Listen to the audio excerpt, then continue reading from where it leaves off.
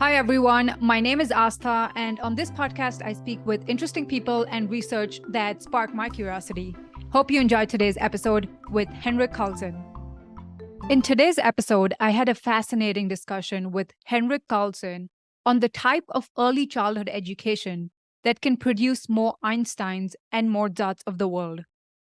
Henrik is a researcher and writer.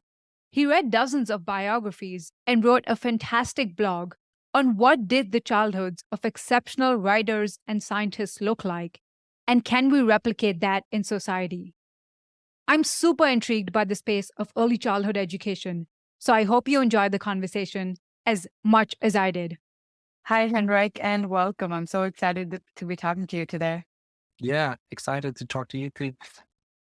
Okay, so you've written a bunch of different pieces on education, and one which we want to dive into today, especially, is called The Childhoods of Exceptional People.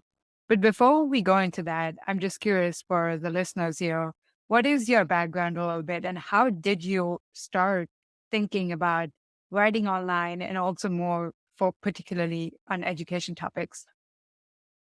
Yeah, so those two topics, like writing and education, have been with me like for most of my life, I would say. The first thing I did out of high school was working in writing and poetry, and I had a writing school. And then, so that was already kind of something that was going on at that time. And I've been having various sort of companies and doing various projects in that space for the last 10, 15 years.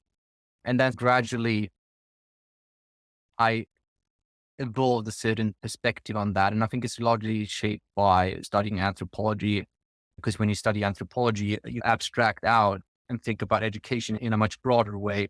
How does a certain society or certain culture reproduce its knowledge base? How do you make sure that young people can fill the shoes of the old?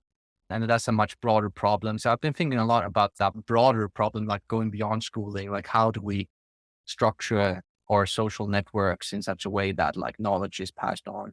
So that's been something that I've been thinking about and like running various kind of projects in and around for the last decade. And then I did a transition into writing in English 2 years ago, which is what brings us here. And that's been a really fascinating journey because like when you write, I'm used to writing Swedish, and that's really hard because it's only 10 million people who speak Swedish. So there's no audience for anything weird. So it's really fascinating when I switched into writing into English, and all of a sudden, like all my weird ideas there was an audience for that. And that really opened a lot of interesting doors and created a research environment for me.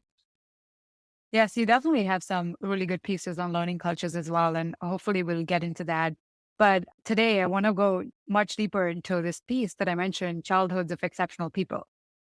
What prompted you to write this piece? And also just establishing some context, I think what you're trying to say in this piece is that, look, exceptional people like the Einsteins or the Newtons of the world had exceptional childhoods. And if we want more exceptional people in this world who are making breakthrough discoveries and innovation in both science and technology and other fields, we should be rethinking how we're creating the childhoods of a lot of people. One, you should add some more context to this essay just so that people are on the same page for the ones who haven't read the essay. And then two, why did you even start thinking about this topic? Yeah. So I have two kids. So I think a lot about how to raise them. And that's like a big sort of through line in a lot of the research and thinking I'm doing. I'm trying to always connect back to my sort of real life decisions I'm having to make. So I'm always thinking about how to create sort of a good conditions for them to grow into flourishing human beings. So I had been thinking about that and writing about that for quite some time. But then there's another writer called Eric Coel who wrote a piece called Why We Stopped Making Einsteins, where he's made a claim that it was because we were not doing aristocratic tutoring anymore. And I thought it was an interesting claim. So I reached out to Eric and asked if he wanted to collaborate, and he did. And that was a really fascinating thing in and of itself, because I was learning my ropes as an internet writer, and he was he mentored me. And that was a really fascinating experience working with him. And we did a follow-up piece for him. I think that was called How Geniuses Used to Be Raised or something. So I did, yes. And so I did a research for that piece as a kind of, so I did it like for two reasons. One was like, I think it's a really good idea to find these mentors that you can help. And it's a really great way of learning. I learned so much from working with Eric.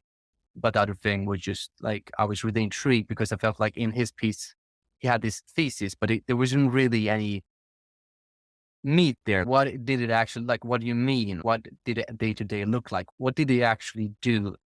So I started digging into that and for his piece, and I ended up getting a lot more material than he needed.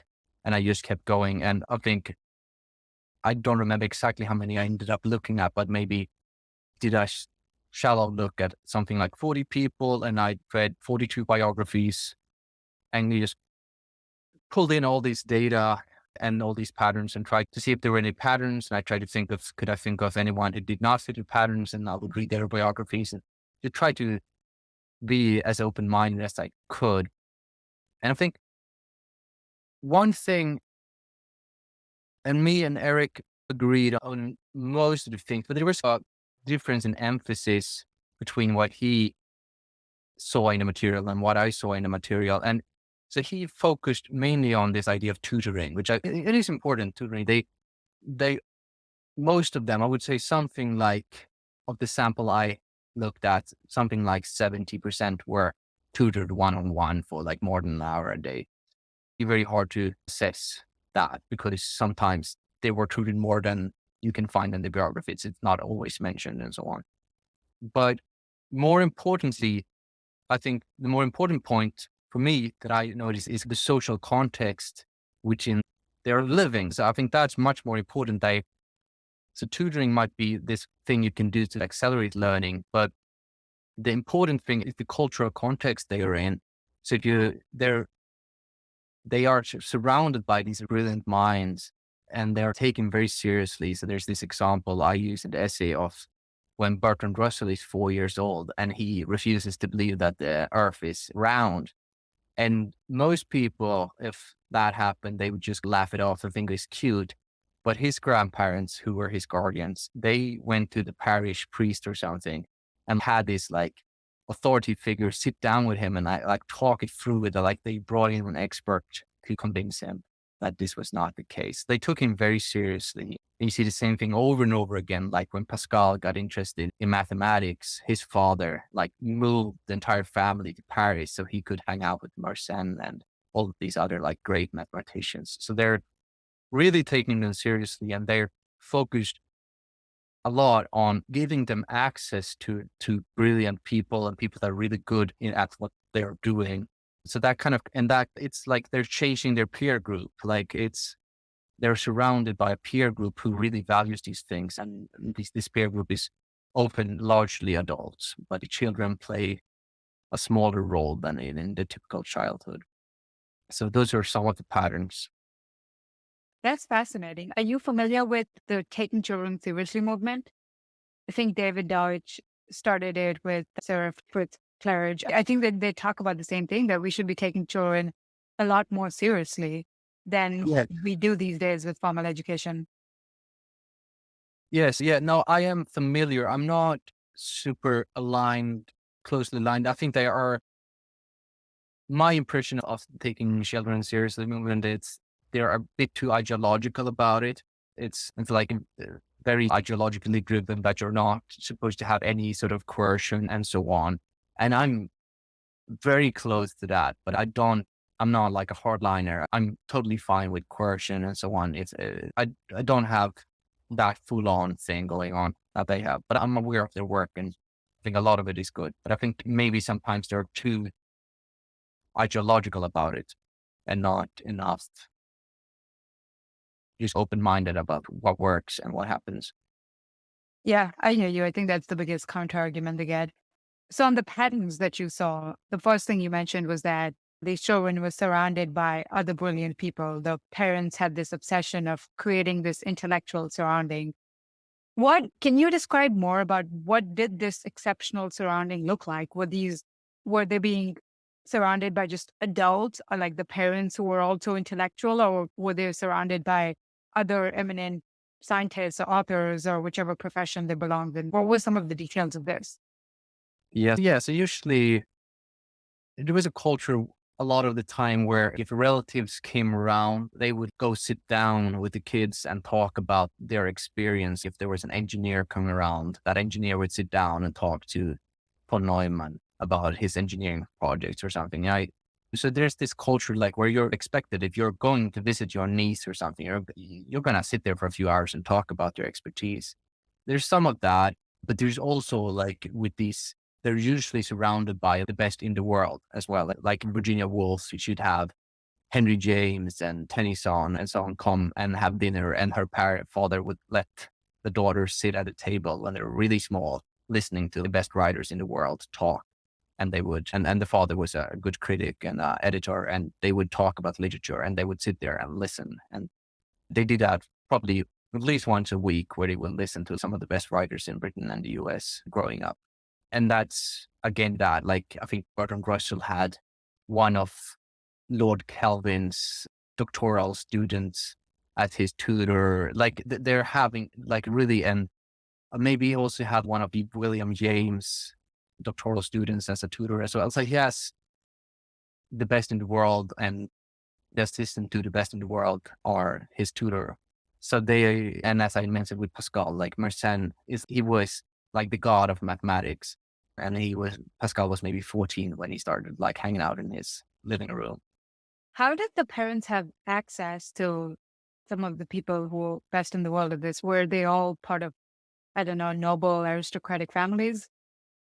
Yeah, usually that it makes things much easier. So it's unclear about it, right? They are usually very well connected and eminent people themselves. And of course, there's probably a genetic component as well, because if you take someone like John Stuart Mill, his father was brilliant. And because he was, but like, so you have great genes and great environments. As a James Mill was brilliant, but his best friend was Jeremy Bentham, and who was also really good friends with Ricardo, right? So all of those would hang out and go long walks with John Stuart Mill growing up. So yes, they had great connections, but not everyone had that. There were a few people that pushed through that. And then the two people I mentioned in the essay are Faraday, who dropped out of school after 6 months and ended up being an apprentice in a book shop. And he just read books, and he ended up reading this self-help book and talking about like how to improve your intellect. And he got really obsessed with that book. And one of the things that he learned from that book was that he should try to make small favors and so on from influential people. So one of the things he did was he would go to lectures and he would write down everything that happened in lectures, and then he would turn that into books and give it to these famous scientists. And then Humphrey Davis, who was probably the best chemist of the day, was really impressed with the book that he made and brought him in as an assistant. And then, so you had some people but that's much, much harder, of course. But yeah, you can do it. And I think if you think about it today, it's much easier to forge those types of connections and find interesting people and help people build those networks. But yeah, it helps to be the best in the world, what you're doing.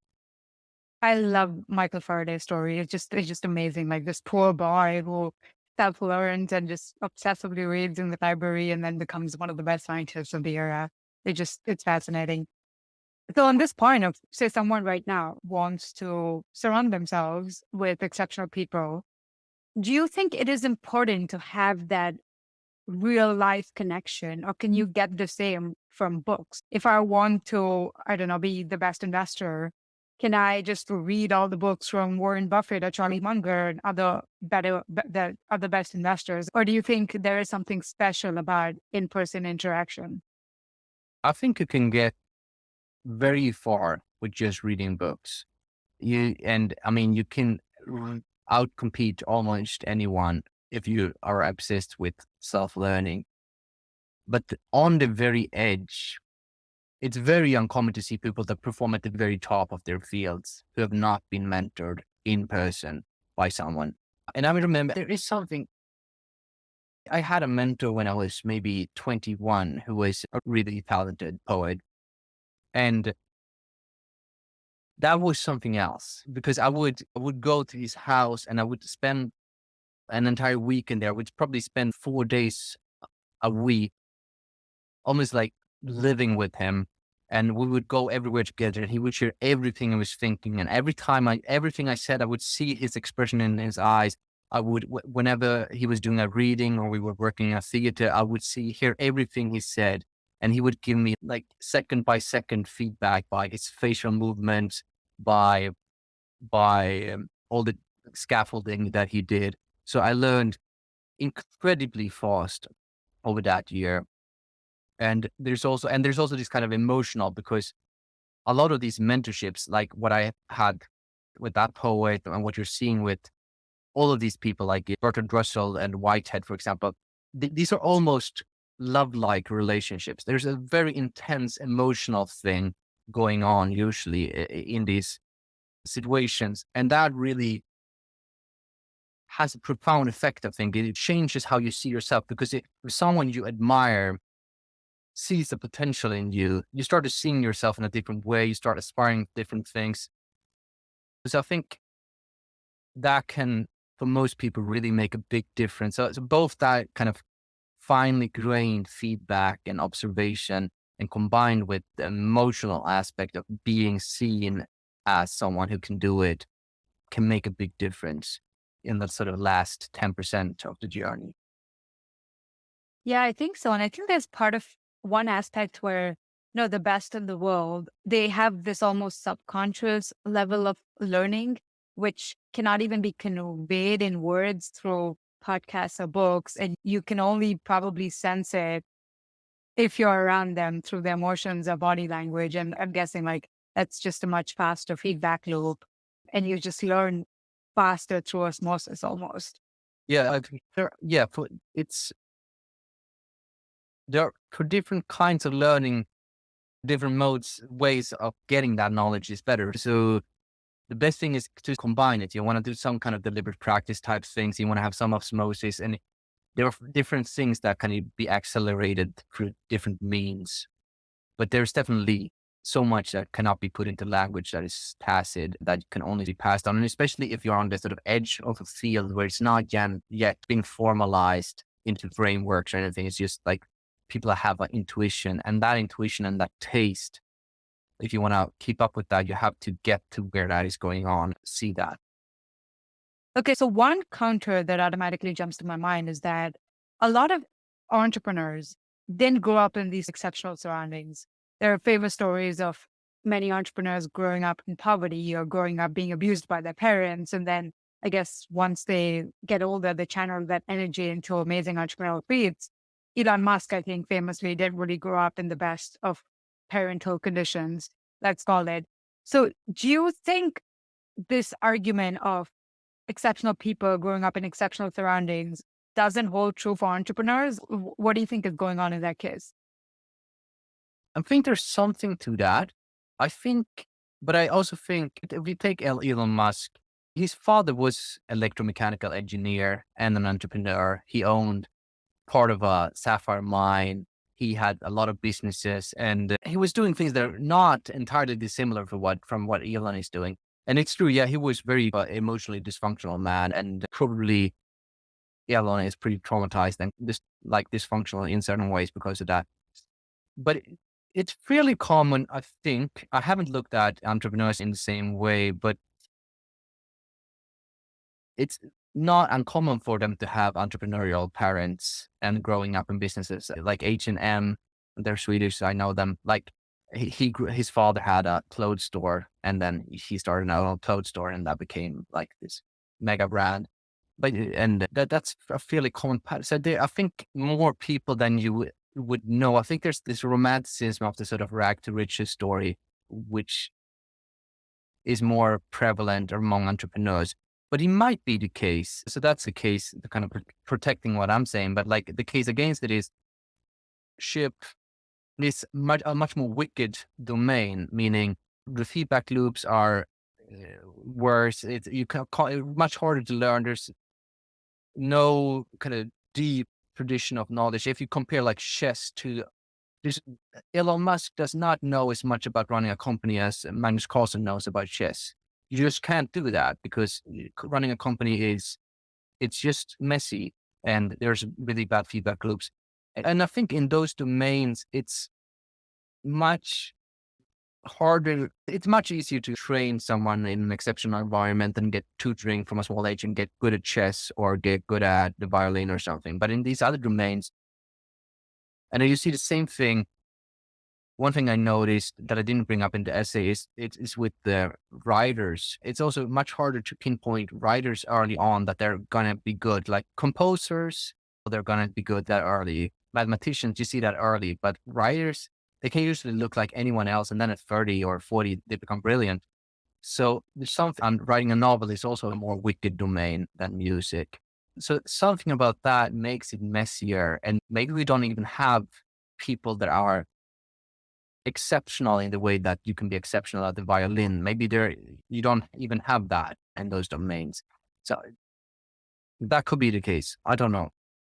Yeah, that's a very interesting point that I've been thinking about. That maybe with musicians or athletes, it's just a more bounded field where it's a lot of just deliberate practice and what you're going to aiming for. Like the goal is there, but with something like creating a business or maybe even a novel where you're crafting the story, there's so much more uncertainty where you could be constantly just changing what you're even aiming towards or the goals you're going after.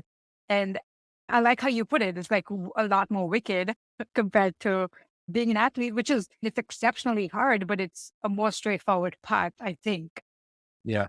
But still, if you want to start a good startup, like going to San Francisco is a pretty good idea. And that is culture again.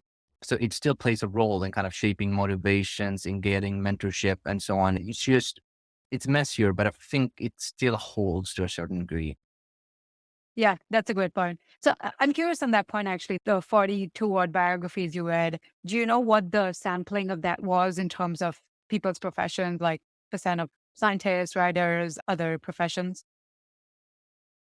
Yeah, so it's a very bad sample in many ways. I want to do a more ambitious sample, but I think it's something like 70% are sort of philosophers, mathematicians, scientists, and then 30% are composers and writers. I didn't have any entrepreneurs or any athletes in the sample because the sample was largely me and there's also big bias in the sample because I was basically the way I did it, at least in the beginning, was I just wrote down like all the names of exceptional people that I thought was really cool. And then I started looking at those. And that means a lot of them are from the 19th century because the idea of a genius was like so large. There's so many with that brand. So it is biased toward a 19th century. So it would be interesting to expand that and look at people today and look at entrepreneurs and look at 1,000 years ago and so on, and to see which of the patterns hold and which kind of do not hold. And also do a little bit more fine-grained analysis of looking at sort of wicked domains and kind domains and so on. Yeah, I'd definitely love to see it across different domains and more contemporary examples too. I'm curious, did you notice the same similarities in patterns with physicists and biologists as well as compared to like mathematicians and say music composers in terms of them getting this one-on-one tutoring and all the other patterns that you observed? Yeah, yeah, I would say so. You take someone like Marie Curie, she's a chemist, but yeah, she's a physicist too. Yeah, her father built her a lab when she was a kid at home. They were really obsessed with doing things like that. And so, yeah, you see the same thing. And von Neumann, he was famously extremely tutored and also had a thing like his father had a bank and he would always bring the boys when they were like 7, 8 years old along to sitting on board meetings and stuff. So he had a really deep tacit knowledge about management and was tutored a lot in mathematics, and both of those things obviously played out well for him. It seems like two-thirds of them were homeschooled, at least Yeah. before the age of 12. Do you know is there a difference in pattern after the age of 12 as they start getting older? So it's a pretty common pattern among sort of the aristocracy to be tutored until age 12.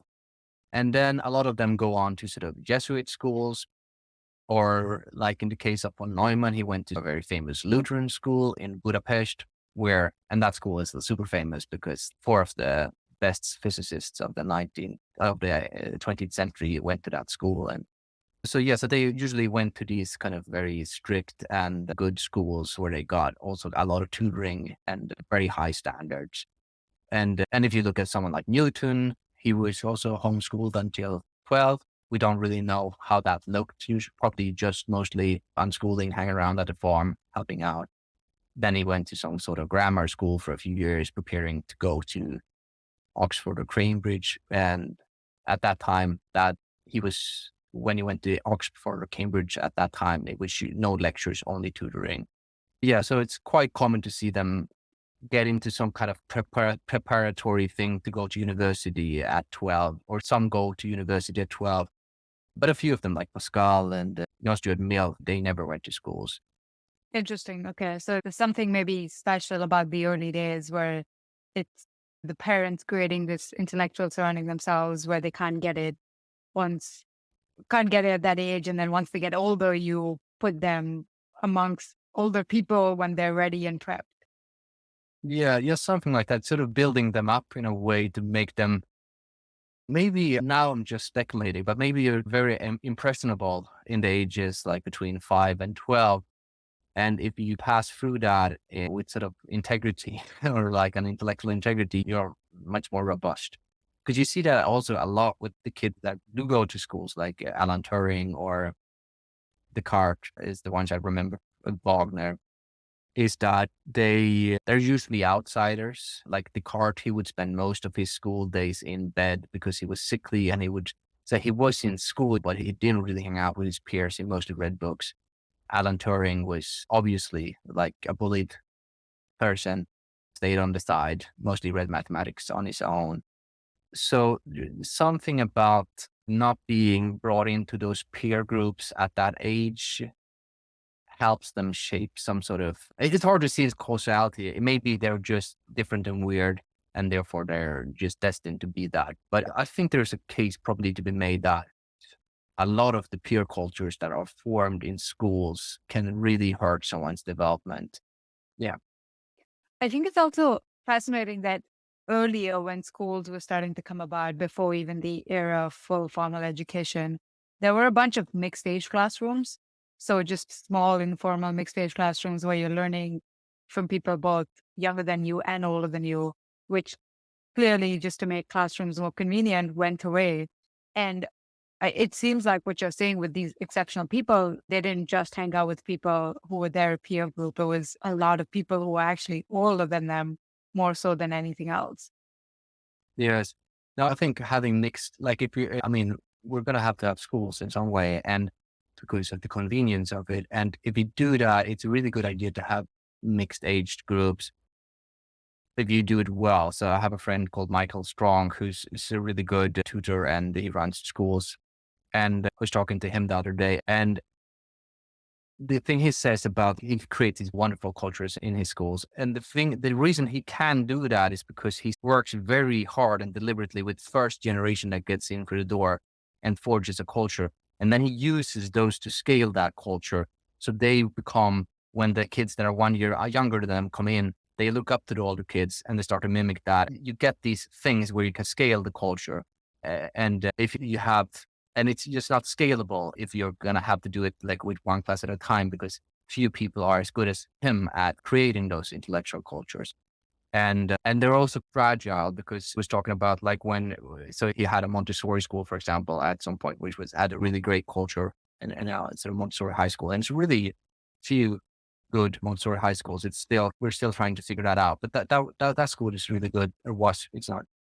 And what he noticed, he could only add 10% of kids from outside of that culture into it without breaking it. So it's really hard to keep these good peer groups going. It's a really delicate craft, and it's almost impossible if you're not doing mixed age classes. That's very interesting. I'll definitely look into that. What are some counterexamples to this? Where I know you mentioned Faraday already and some of the other ones, say Alan Turing going to school, but counterexamples of people who did not get tutoring and did not grow up in this intellectual culture? It depends on, I don't think that, for example, that Alan Turing, for example, had a really great supportive structure for his type of genius, at least until he came to, I don't remember if it was Oxford or Cambridge. Cambridge for him it was, because yeah, so quite a few of the kids that went to school, especially boarding schools, seem to have had a pretty hard time and pulled through anyway. So there are a few in my sample, and my feeling is just they're tougher. They're just like more kind of able to pull through. So a lot of these people, like someone like John Stuart Mill or Virginia Woolf, they're really fragile beings. And I can imagine them having a really hard time in a rough school. So they might not have been able to pull it off. I don't know, but it just seems like it reduces your odds if you are not having a good circumstances. Michael Faraday, for example, were his parents at least supportive? Do you know much about what the parents' occupation was or how they just treated Michael Faraday?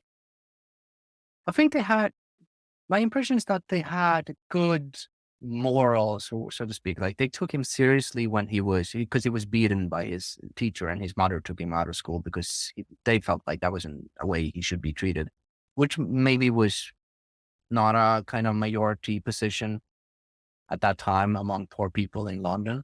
But I think for him, one important for him, I think he was very lucky in getting an apprenticeship at George Roybert as a bookbinder, because he seems to have been a great character. He's not at all as smart as Faraday, but he seemed to have a beautiful character, because it seems like all of his apprentices went on to do fun stuff. Like no one ended up being a bookbinder. Some ended up working in a circus, so he seems to have been like very supportive of people developing the curiosity. And I don't know much about him, but just looking at the trajectories of the people that are apprenticed at his place, it seems like he was a guy that just allowed people to explore their curiosities. And I know they were allowed to read all the books they printed and so on, and they gave them a lot of time to sit around doing that.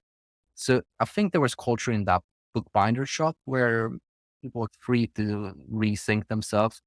So I think there was a lot of luck in that placement. That's amazing. On the point of apprenticeships, I mean, you have an essay called Apprenticeships Online, I think. And you talk about this, right? That earlier there was a huge culture of apprenticeships and just learning from people above you. And that's partially because most of the occupations involved more the trades professions where you were using your hands. How do you think we can replicate this apprenticeship culture online? Yes, I think to a large extent we're already doing it. It just doesn't look, we don't think about that we're doing it because we've unbundled it. So like an apprenticeship is, you can think about it as three parts. It's like a skill model, someone you can observe, and then it's the act of imitating that, and then it's feedback or various types of feedback.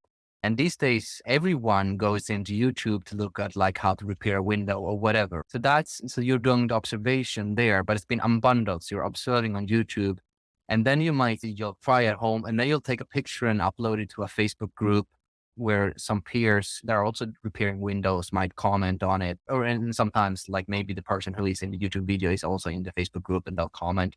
So you've kind of unbundled it, and we're not even thinking about it, but we're having these kind of distributed communities of practice. And some people are really good at leveraging that. And I think it's really good to just remember that's what we're doing.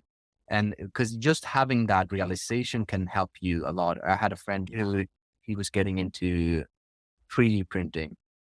And so he started going around, found a Discord, went into the Discord, said, "Oh, I want to learn 3D printing." And then of course someone says, "Yeah, I'll help you out." And then he started chatting, and he could answer questions, and he could send his models over, and the other person would print them for him and show it in the camera. You can do that. You have to. That's at least part of it. But then that maybe does not really give you the thing we were talking about earlier about that kind of deep emotional connection. So I think there's still a lot of work to be done at creating these more sort of high bandwidth, close connections. And we can do a lot on sort of the moderation side of trying to because the one problem is that it's really hard. Maybe if there's a big YouTube account or something of engaging in the comments, because it becomes it's really hard to navigate that. But I think it should be really interesting to see AI community moderation tools could really play a role there of kind of scaling the kind of feedback and scaffolding that a master can do. So I think we are doing it, but we should pay more attention to the kind of the tooling needed to do it even more kind of fine grained and at larger scales. I agree with you. I think that's a great point that the internet has created so many of these subcultures where you can find groups for almost anything you're interested in. If you truly care, you could probably just go find a few people within these groups and learn from them. But to your point, the internet also has so much information that I think the problem people face is parsing through the good stuff versus the bad stuff. And then also, how do you create this sort of more moderation, but also high emotional touch? It'd be interesting to see if AI can do some of this. I think a lot of people are trying different experiments as well. So definitely curious to see how the internet shapes a role in education. I think there was some stat recently that about 70% of students now just open YouTube first to learn anything, which is crazy. It's also amazing, honestly. Okay, so you have another point on self-directed projects and a lot of these exceptional childhoods of people engaging in just projects that they were curious about and tinkering. Can you speak a bit more to that? Just some examples, and then we can talk about just how people think about it in a modern lens, or do it or don't do it. Yeah. Yeah. So usually they were not like, to the extent that they were tutored, they were not like kept tutored for 8 hours a day or something. It was usually like 1 to 4 hours. And then that will be like, get out of sight, come back for dinner when we're having some famous friend sit here and talk to you. But until then, just get out of sight, go out into the garden, go to the library, do whatever you want to. And they would, and often if they were homeschooled, sometimes they didn't even have siblings. They'd be completely alone, bored, walking around. And so naturally, like they have to find some way to amuse themselves. So they'll start reading books in the library, or they'll start fantasizing about things and doing various projects. And so and you see, it's a fairly common pattern that like the thing that they end up being really good at, they first do on their own. So Pascal, he was not taught mathematics. His father, yeah, it was fairly a common idea in the time that like mathematics was something you did later because it was too addictive and too fun. And so he did not teach him that. So he just got obsessed with that and would hide and do mathematics and rederive. I don't even know if what he worked off, because he famously derived Euclid, but he did not have Euclid. So he was just like playing around with that stuff. And then you have someone like Mozart, for example. He was like a child prodigy on the violin and the harpsichord. But the thing that really he was interested in, of course, was composing. And his father didn't really care about that because that's what was not where we're getting money. So he started doing that when he was 4 or 5 years old. He was starting to compose. And then eventually he had to fight his way into becoming a composer, because that, like, his father was pretty like not a nice guy, but he wasn't drilled into becoming a composer. That was something he started on his own. So that's, yeah, and I can take another example, like Maxwell also started doing mathematics and rederived like really interesting theorems around geometry when he was like 8, 9, 10 years old. So how did you said Pascal, for example, he wasn't trained in mathematics, he discovered it. Same with Maxwell. Do you know much about how did they fall into these interests? Was it just when they were bored, picking up books and trying to solve these mathematical problems? Did they talk about this in their biography, how they landed upon their interest? No, not really. I think it's really that those sort of things that's kind of really hard to grasp, like things that kind of happen slowly at 7 years old. It's probably usually like some interesting book they look at, or some comment made by someone, or some project that's going on. Or sometimes it's also they're like, if you take someone like Turing, he is going to classes and doing mathematics. So he's exposed to that, but then he just gets really obsessed and keeps going on his own. So they just notice something that kind of kicks a spark somewhere. I don't think that really matters where it comes from. You'll have so many impressions, and like they're just having a lot of time and being bored. I think just give you time to just notice those things going on. And it's something that a lot of people would benefit from doing, just like being really bored for a few days, to just notice what bubbles up, what is stays with you, and to pull on that.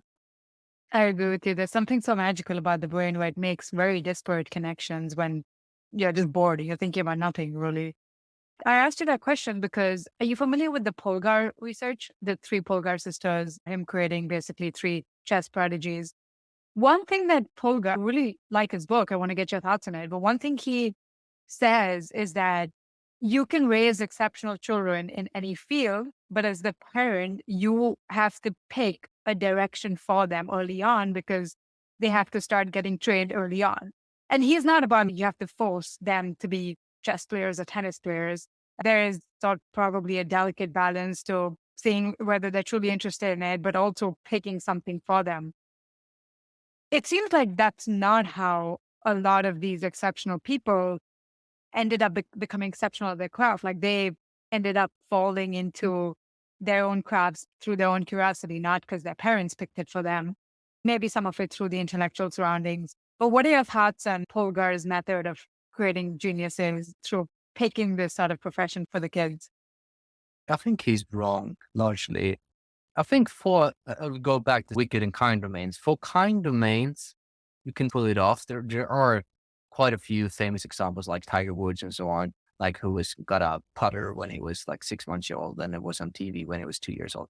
So in really kind domains like that, chess, golf, there are a few examples of people that get a really early head start and can work on. But in the more wicked the domain is, the less of advantage that is.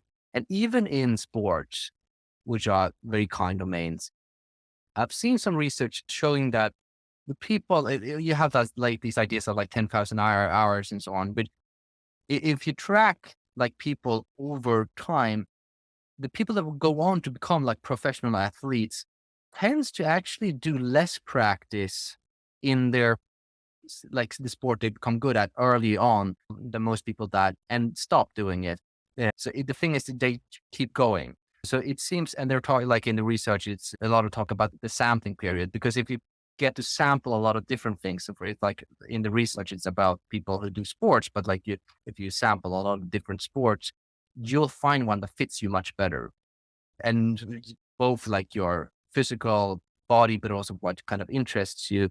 And so people that have a sampling period tends to do better in sport. And I would imagine that is even more true in something like entrepreneurship or something even more wicked than sports. So I think that idea of an early head start and so on is largely false and not something to emulate. I tend to agree with you. I think there is a distinction across domains, just how you brought it up. And to your example on sports, I think Roger Federer picked up tennis quite late. I think he picked it up when he was 10 years old or something. Michael Jordan, Yeah, I think same thing. I think Federer stopped playing soccer when he was like 18 or something. Yeah, and he was on the swimming team and the rugby team. Yeah, he was just playing all over the place. Exactly. And I think same with Michael Jordan. He first started with baseball and then basketball and then went back to baseball, I think a little bit right after his basketball career. So there is something quite interesting to that. I don't know if I quite agree with Polgar on that aspect either. But to your point, there are obviously examples of that too, like the Polgar sisters and also like Tiger Woods. I don't exactly know. Yeah. I think on that point, it's a lot of people say, is your child going to be happy if you're trying to raise them to be geniuses? And I don't know if too many biographies talk about this, but is there any evidence or any talk about whether these kids were happy or not? I think there is a case to be made that it can be damaging. And because it's hard to tell, but it feels like a lot of these people have had challenging lives and been having like tricky psychological characters. Hard to say if that's just because they're highly sensitive and gifted, or it's because they were more isolated during growing up and so on. It's really hard to untangle that. And I haven't been able to run the actual numbers to see if that story adds up.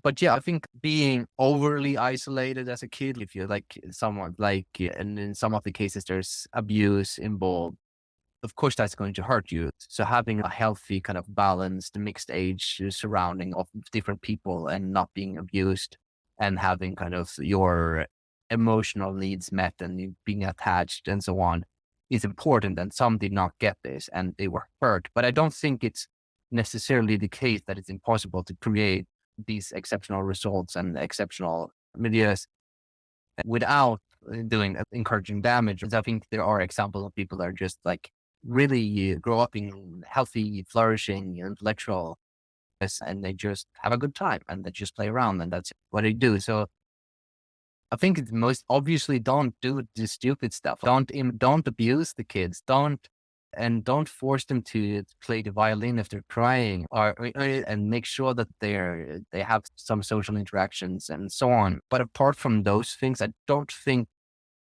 it hurts you so much. But I don't know.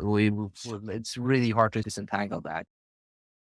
Have you seen examples of people who were exceptional or are exceptional, but didn't have exceptional childhoods? In other words, they just flourished and became exceptional much later on in life, maybe in their 20s or even post their 20s.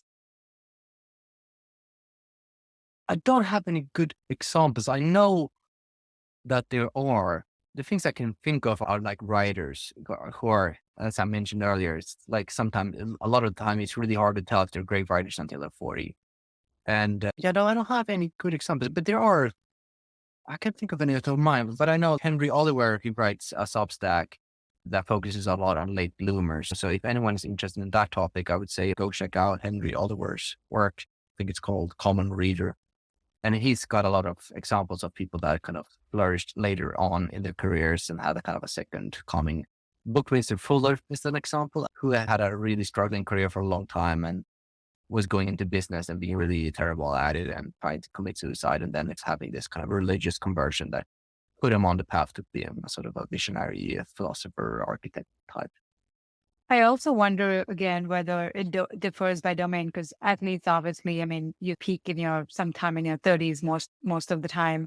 Seems to be the same with scientists. I think mathematicians also make their best discoveries in their mid 20s or late 20s, I think. And I think probably the same with physicists and chemists and biologists too, right? Or is that not the case? Yeah, that seems to be the case. I don't know how much of that. I think, in some of those fields, it's just raw intelligence. Like mathematics is so important if you want to push the edge really much, you have to just have an enormous amount of raw intelligence, and that starts to decline around 25. And experience doesn't really matter so much in mathematics. In a lot of the other scientific fields, I would guess it's largely because you end up in sort of managerial positions after 30. You start managing teams and doing more grant applications and so on. And you're not doing as much hands-on work and you're becoming risk averse because you have responsibility for PhD students and you don't want to do the risky research that might risk their careers and so on. So I think there's different reasons driving, making it hard to do good work after 30 for a scientist. Okay, so I want to talk a bit about your own personal education. You have an amazing essay on popular education in Sweden, and you talk about these learning cultures in Sweden with a lot of these, I think, self-directed cottages or huts. Can you talk a bit about that? Because I was very fascinated when I read that essay. Yes. So in Sweden, there's two parallel education systems in a way. You wouldn't think about it in that way when you're living there, but I think that's an accurate assessment. So there's the kind of normal standard school system, and I was in that. But then there is this parallel system, which is called folkbildningsrörelsen, which you can translate as popular education. And that was this movement starting in the 19th century and really getting into full swing in the early 20th century of sort of workers and farmers who got really into self-directed learning and started to build these. The first generation was these kind of retreat centers. You would go where farmers would go to these like beautiful houses in the countryside where they would do kind of Socratic seminars and read classical books. And they would also do a lot of kind of simulations where would practice the political process, how to be on a board meeting, stuff like that, because it was this idea that they were going to make this transition from village life and become part of the nation. And that worked really well. Of course, if you know anything about Swedish history, you know that all of those kids then ended up like storming into parliament and like turning over and running the show. And it really worked out well because they're really talented at doing that in those schools. And a lot of the architects of the kind of Swedish welfare state and so on, they came of age in those schools. And then there was this other part of it a bit later on. So those were a little bit more structured top-down schools, but no grades, just dialogue, and just really focused on just implementing a sort of a culture and a curiosity and learning to think. But then there was also the thing they called study circles, which started in 1902. It's basically a book club at its heart. You started in the temperance movement, and the thing you could do, you could get a little bit money to buy books, and then you could get a few friends together and read a book, and that was it, basically. And that's then evolved, and they started to build houses all over. So now there's something like 5,000 houses you can go. And it's really easy to get money to start a new house. I think I've been involved in starting 2 new houses when I was in my teenage years. So and there's like no oversight at all. It's really crazy, but it's not exploited so much. But yeah, so like at one time we were interested in playing music and we just want to play music. And they were like, yeah, there's this abandoned church. Here's some money, renovate it yourself. And we did that, and we got the church to do fun projects in. And so I was involved in a lot of things like that. So we were renovating places, we were playing in bands, we were doing book clubs, we were doing lectures, yeah, it was a lot of fun. And it was, yeah, it becomes a bit like internet subcultures because you're all super obsessed, and it's, you just sit there and talk, and you do this over several years, and there'll be these different people, and you'll kind of move between groups and you get to know, and there's this scene of people doing music or ideas or thinking about sociology or something. And it's also really easy to get people to come and lecture and talk because of course they want to. They love that. If you call them, oh, hi, we're 7 crazy people that have read all of your work. We love it. And we've only got $10 in budget, but do you want to come and drink beer with us and talk about your work? And everyone says yes to that. So yeah, it was a really nice thing going on. And it's a quite big system. So it's something like 7% of the population in Sweden is active members, at least before Corona. I don't know the numbers now. It used to be about 10% in the 70s when it peaked. So it's a big system. That sounds so incredible. I have a lot of questions on that. My first question, though, is that it sounds quite unusual for farmers to come together and engage in this self-directed learning. What brought that about? What is it about the history or the culture that even started this movement? It does seem, for some reason, it's not that unusual. You see the same thing in Britain, you see the same thing in the US. At that time, there was I don't know exactly what was going on, but you just saw the same thing in a lot of countries around that time. There was this idea, I think there was this kind of optimism that was going on. Like people really felt that their lives were going to improve and they were going to play a role in this new exciting thing, the nation, and they were going to be a part of that. And it was really exciting, and they really wanted to be a part of that. And that culture grew that. And there's also this ideology that I think is a little bit lacking today, which is, it's not really, you go across the divide of left and right, because it's like, there's this kind of, they're aimed at improving themselves to better serve their communities.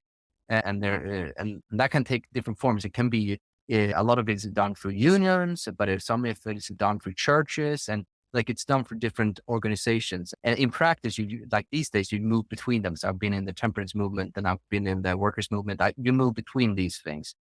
But yeah, so there was something in the air there, but it might have been, and I think the main reason why it worked so well in Sweden and became much more successful in Sweden than in Britain, for example, is largely that they were able to get some funding. So you could get like over the hump to make it like sustainable. But it could also be the case, there is something a little bit strange about Sweden because it's so far north. And because it's so far north and so sparsely populated, then you could always go north. Like in the US, you say go west. If you don't like it, you can always go west in the US, like you used to be able to do that.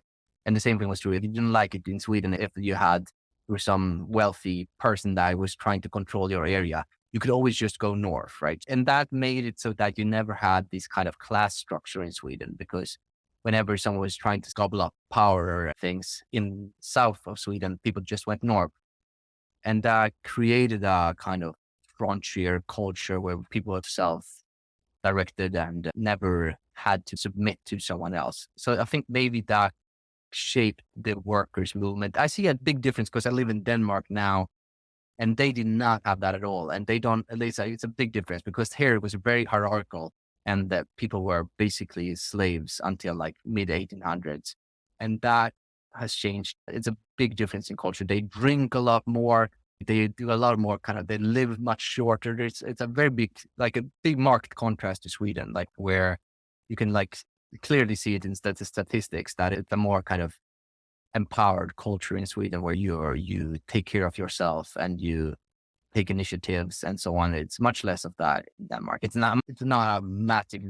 I don't want any Danish people listening here to think that I trash talk it, but it's your Danish. We have a stick in our ass in Sweden. And when it comes to the study groups, the self-study groups, is that still quite popular among younger kids or even older people to form these study groups? And then have you seen it being replicated outside of Sweden? So I haven't seen the numbers for the last 10 years. It used to be the case that it was, if you look at the demographics of these study circles, it's mostly retired people and teenagers. Those are the biggest groups. So until 10 years ago, at least, it was the case that young people were still going into it and also biased toward working class, more and more working class than upper classes still. So that's about the demographics of it.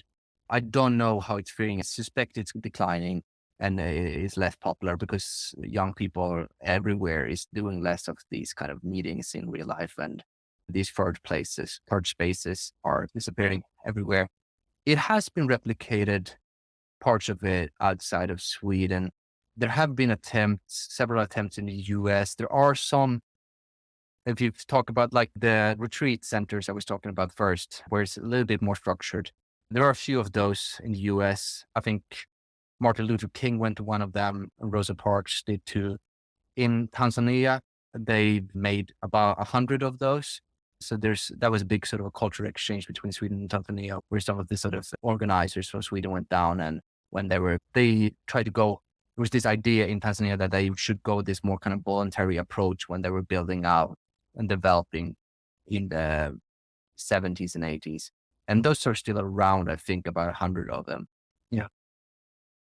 Okay, so you also have a very recent essay, I think, as of yesterday, on AI tutors. And on the topic of culture and AI tutors, you say that AI tutors are great and they can answer a lot of your questions, but they cannot replicate this learning culture that is very important to just grow up more intellectually or just to enhance your learning. Let's call it that. What exactly you're trying to convey in that piece? Because I thought your whole part on mixing the culture angle with technology was very intriguing. Yeah, so I think that's a reaction to a lot of the hype right now around AI tutors. And I'm like very excited about that. It's really great. But it's like with every time there's some new technology like this, it has almost no effect when implemented in schools. You see that again with like personalized education, and we've done things like Khan Academy in schools. It doesn't work. It works, but it doesn't work better. There's no measurable differences. And I think the reason for that is simply because it's not what the culture of those places or schools encourage. And you know that if you're in a school, like you sitting and doing like extra tutoring sessions that's not what's going to make you cool around there. Like and we're social beings. We take cues from our social environment as to what will give us status and what will give us attachment and so on. And depending on the culture you're in and depending on what is valued and the norms, that will have a large influence on your motivation and your curiosity and on what you're aiming for. And if you're in a context, as in most schools, where the thing that will give you a sense of safety and belonging and attachment status is not aligned with learning, it doesn't really matter what kind of tools or techniques you have. It's not going to make a big difference. And that's a big problem, like in a lot of educational research. You go into schools and you can't really get like a gradient. You don't know, am I improving anything? Because it's so noisy, because most of the kids are not even engaging in the things you're doing. So you can't even tell, is this better than this? You don't know, because the data is too noisy. So in such a context, I don't think AI is going to make a big difference. I hope I'm wrong, but I don't think so. But I think, and that is also a promising good thing, because AI tutors and so on, it reduces the cost of a lot of things that have been really costly before. And then if you're smart about this opportunity coming up, what you should focus on is creating and cultivating these sort of cultures of flourishing and growing, and whatever that means in your context. But That also goes back to your first point, right, in the essay, that, yeah, all these exceptional people grew up in exceptional surroundings and intellectual cultures. And outside of the tutoring aspect, which it is probably important, there's a huge cultural aspect to it, which you can see with even apprenticeships and mentorship and just growing up and us being social animals and being influenced by our peer group. yes, and yeah, and I think that, yeah, I think it's such an amazing opportunity we have now. Like we can, because for good reasons, schools look like they do. It's equilibrium in some ways, and like a stable solution to a set of constraints that we've had. But the constraints have been moving for a long time, and AI is going to accelerate that move. So we don't have the same design constraints, and so now we can focus more on the more kind of underlying, more important things, which is culture, right? How do we create these more better cultures? And it's a hard design problem, but like we should focus on that, where we can do a lot there. I have to ask, how old are your kids and how do you educate them and how do you create this learning culture for them? Yes, I have two daughters. The older one will soon be 6, and the other one is soon 2. So it's mostly, so thinking about the 6-year-old, it's really easy when it's just one kid. Then that design problem is not so hard, because then a lot of it is just trying to be a skill model myself. So I feel like I spend 90% of my energy of thinking, like the time I think about how to educate her, quote unquote, 90% of that is thinking about who am I? Like, how can I be something that I want her to become? And how can I invite her into that process? So I try to do interesting things, and I try to invite her into that. So I work a lot from home, and especially when she was younger, she would sit here next to me at the table and write when I was writing, and she'd write a short story about unicorns, and I would write an essay. Or if I'm out working on a project, I'll usually take her along, and she'll be my assistant, and she'll meet people and talk to people. And we have other friends who have kids, and they're doing the similar things, and we'll meet and we'll play around, and usually we'll have some of the adults sit around working on, they'll have some startup they're working on, or we'll sit there on a computer. Maybe there's not much interaction, but they just know that it's normal for a dad to run a startup, and he'll be sitting in the kitchen. And if you need help, you can go there. So we try to just create these kind of context and expose them to different people, different ideas, and let them to get like a high resolution image of what we're doing and thinking. And I try to talk about what I'm doing and why and so on, and do projects together, read books. And like we're reading the Harry Potter books now, and that's a lot of fun. Just like reading. I like to read a little bit about her age, because that creates more of a dialogue, because she needs to ask more questions and I need to explain how I'm thinking and analyzing the books. And that also becomes an apprenticeship in how to understand a book. Instead of, if I read a book that is age appropriate, I will just be reading it, and she will not see how I read the book. But when I read something that's a little bit about her age, then I have to expose my thinking, because I have to let her apprentice herself into my way of analyzing the book. Otherwise, she can't understand it. So there's like various ideas of that, but all of it is, how can I make what's going on in my head and my work visible, and the work of other people visible, and expose her to that. And then like the last 10% is more tutoring type stuff, where I'm teaching her how to write the letters and stuff like that. I love it. And is it basically just you and your wife who are tutoring currently, or you have outside tutors as well? No, we do basically everything ourselves. And we have then the next door neighbors are doing the same thing. So they'll run between and do things as well. That's awesome. And what about with your younger kid, the 2-year-old? It's easier. Go back to the point I made earlier, like about the culture, because you set the culture with the older one and then she'll tutor the younger one to a large extent. But of course, with someone who's 2 years old, it's so much still about just attachment and playing and figuring out the words and so on. So I think for most people, it's fairly easy. Like it gets, a lot of people feel comfortable until 2 years old, right? That's pretty easy. But the older they get, the more self-conscious and people become, and they think they can't do it. But I think most people can pull it off, like pretty much all the way. Like when they get to 10, 12, you'll have to get like outside tutors and whatever resources if they go deeper than you on something. But it's so much about just being open and like meeting the person and like having that dialogue and being very sensitive, like you would be to any person that you care about. And what do they know? And just like be really curious about how they see the world. A lot of it is not like when you're tutoring, a lot of it is not about imparting knowledge. A lot of it is about being curious about how they think. And in that act of being curious, like when you're asking me questions right now, you're doing that really well. It's not, you're actually making me produce knowledge, because some of the things that I've been saying today are new to me. Your questions and your curiosity is forcing me to create structure in my head and my thinking. And the same thing happens. See, if you're talking to a 5-year-old and you'll ask a question, they'll say something that's absolutely ridiculous. And it's like, okay, so, but like, have you thought about this? And they're like, oh, why doesn't that out? I'll have to maybe change how I think about that. And you'll ask, what is a bird? And I'll say, it's something that flies. And I'll say, well, so then it's the airplane, a bird. But I don't know. Oh, maybe not. So what's the difference? Okay, it's an engine in the airplane and not in the bird. Okay. Yeah. And then you're only just being curious about what they're thinking, but like you're pulling out and they're creating knowledge. So a lot of it is just that. You're just solving problems together and you're asking questions and you're being curious yourself. That's such a great thought. I just love how you put that, just being curious yourself with your own kid. And this might be too early, but do you plan on home educating them all throughout?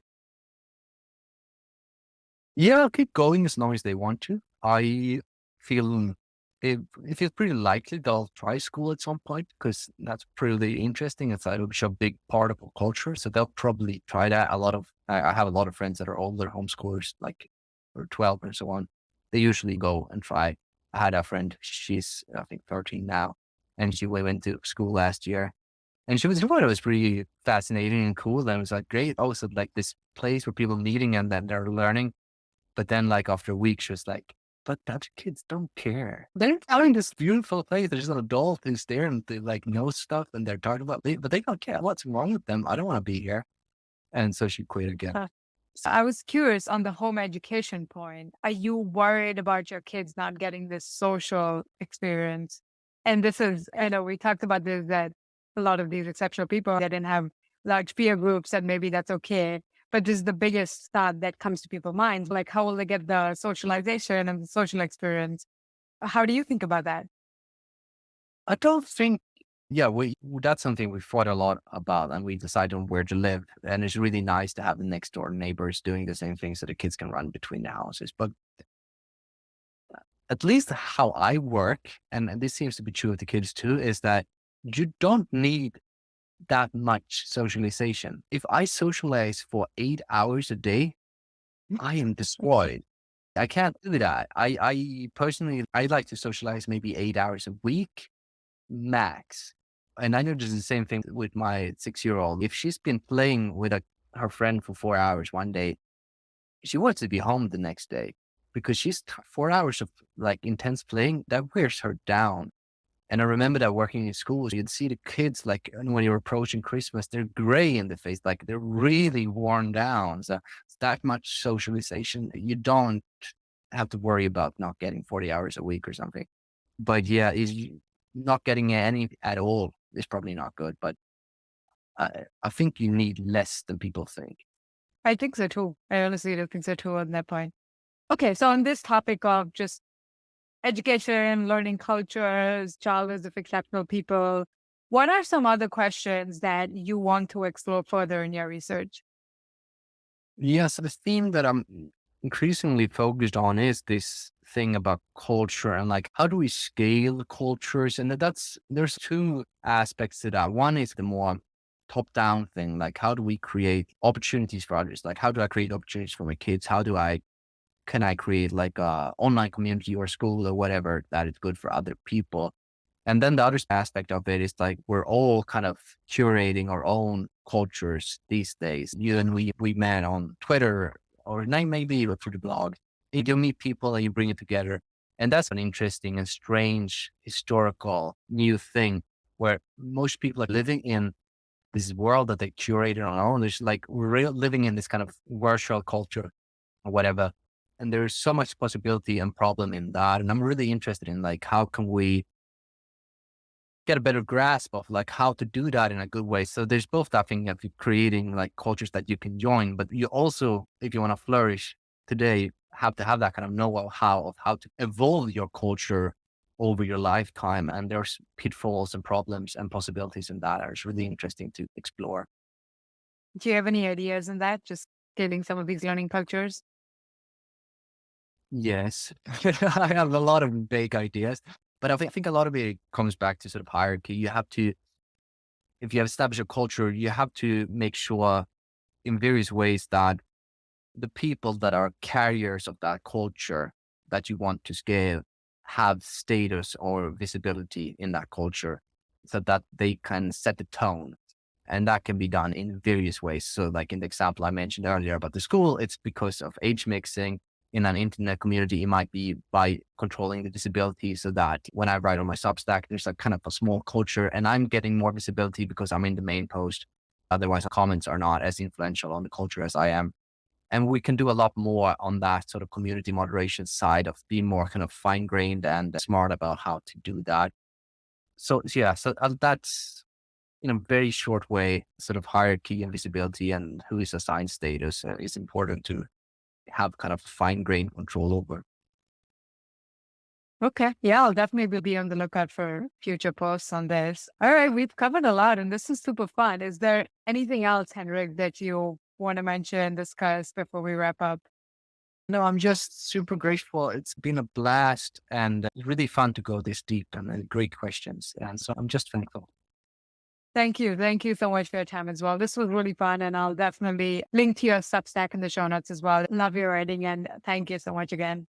I hope you enjoyed today's episode. If you want to access some of the show notes and links that were mentioned, you can find them on my newsletter, aasthajs.com. Out there, I also write about books, human creativity, human nature, progress, and all sorts of other things.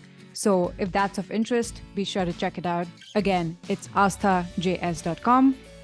And I also occasionally tweet about different books and book summaries. So you can find that on my Twitter handle, AasthaJS. Thank you for listening and see you next time.